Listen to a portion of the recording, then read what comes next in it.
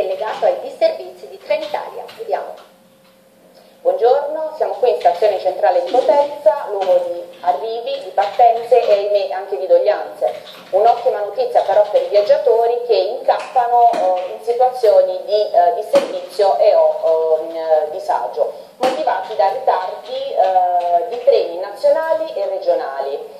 È sancito da un'ultima sentenza della Corte di Giustizia Europea il diritto all'indennizzo, ovvero al rimborso del costo parziale del biglietto fino a un massimo del 50% del prezzo. Sono rimasti 50 minuti bloccati. E la carta dei servizi, lo strumento che si rende necessario per incardinare il reclamo nei confronti della società Trenitalia e vedersi ristorato il danno subito anche nei casi di forza maggiore.